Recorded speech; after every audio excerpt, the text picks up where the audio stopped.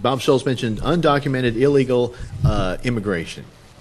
Okay, well, if somebody pries open your back window, simply because it's not locked, they pry it open, and then they come back, and then they crawl in the window, and they set up their sleeping bag, and they start sleeping there and everything like that. And you don't kick them out or anything. That's basically because somebody says you're not allowed to kick them out. They're an invader. Okay, so somebody says you're not allowed to kick the invader out. Then they want bathroom rights, and then they want refrigerator rights, and then they want rights to the keys of your car, and all this other stuff, telephone rights. An invader is an invader. Mm-hmm. They were uninvited. It's an uninvited guest. So the illegal alien, it's another word for invader. And you try to call them immigrants? No. An immigrant is someone that comes here on good faith. An invader, every aspect of their action is in lack of good faith. Anyone who passes a law that fails to uphold good faith, that law is merely pretext for criminal activity. Crimes are acts of war. Now, acts of war don't necessarily mean you have to have an army marching over the hill shooting everything in sight. Any kind of subversive activity, as long as it's any kind of violation of good faith is an act of war against society, humanity, nature.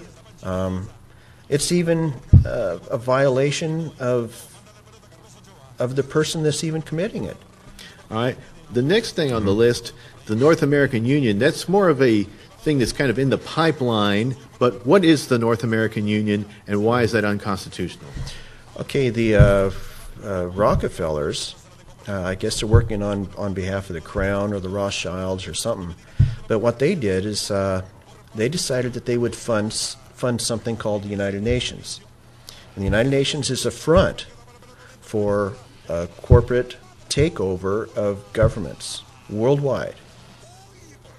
And so these companies, working groups, there's all NGOs, there's a whole list of names. What's an NGO?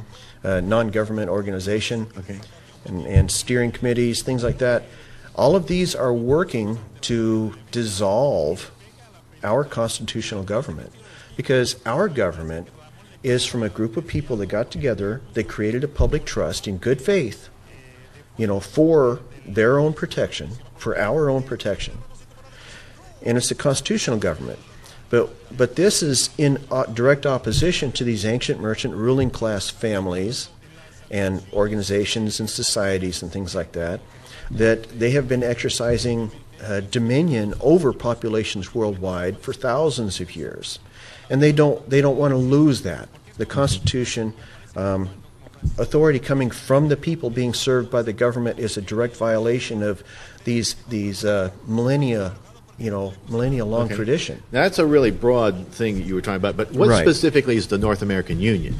Okay, they're trying to dissolve the governments of Mexico, Canada, the United States, and merge them. In the North American Union, like the European Union. Right. Okay, the next to last thing on his list was gun control. Gun control. Anyone that'll take away your gun will kill you if they think they can get away with it. They're playing their hand. They want to kill us. Okay, what we have right now is we have someone who supposedly got elected, real popular, but the people he's been rubbing shoulders with and who inspired with him and mentored him were Marxists. Marxist-Leninists. Mm-hmm. This change that they want to bring about, they want to bring full-fledged communism to the United States. I mean, they're not going to pull any punches.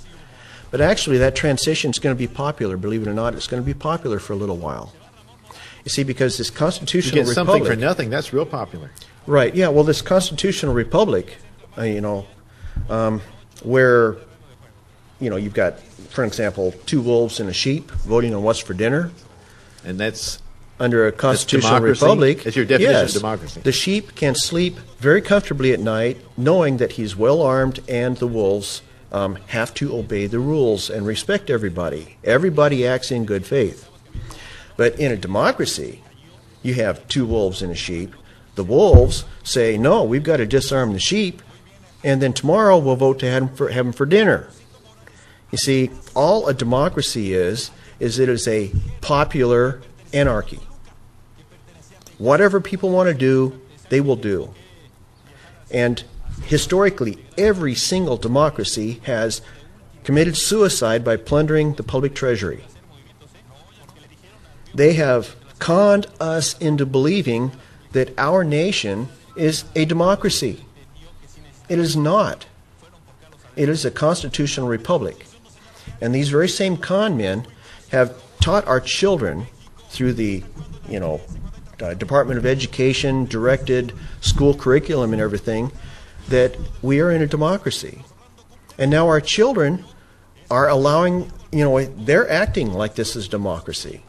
And so they say, oh, well, if everybody wants access to the public treasury, then it's okay. Let's just let everybody have access to the public treasury. And the Constitution specifically is to defend the individuals from the majority. Right. And speaking of that, the seventh and final unconstitutional thing that Bob Shultz talked about was the federal income tax and how it's being enforced by the IRS. Speaking of... Yes, okay, well, income tax. First of all, if you make an arrangement with somebody and you work for something and you for your services, your labor or whatever it is, whether it's an invention or something like that, your labor, the results of your labor is yours. It is your private property. Now, if someone steps out of the shadows and decides, he wants a cut of your labor, are you obligated to him? I mean, did he earn any of it?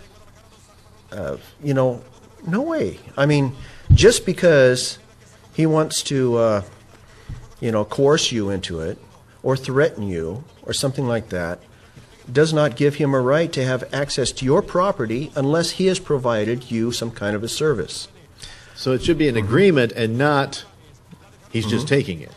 Right. Now, if he for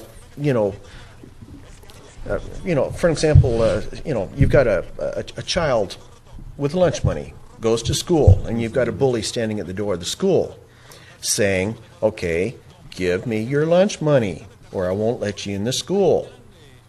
Everything. Basically, that's it. Or give me some of your lunch money and stuff in order to let you go. A lot of people will. You see, that's because nobody has any backbone in our society these days. So this is where Bob Shultz and we the people of Congress kind of come in that these are at least 7 things that are clearly unconstitutional that the government is doing and has been doing for quite some time. So Bob, he refers to the First Amendment, and he talks not just about the things that we all know about, freedom of the press and freedom of religion and all that, but he also talks about the last 10 words of the First Amendment, the right of the people to petition the government for a redress of grievances. Right. And this is very important to Bob Shultz.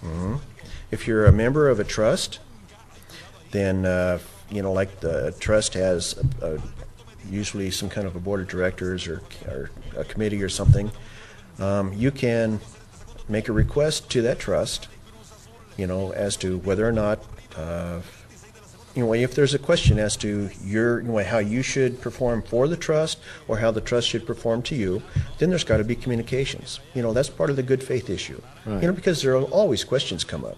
Matter of fact, in a society, the only element that's necessarily needed in a stable society is a just trial system.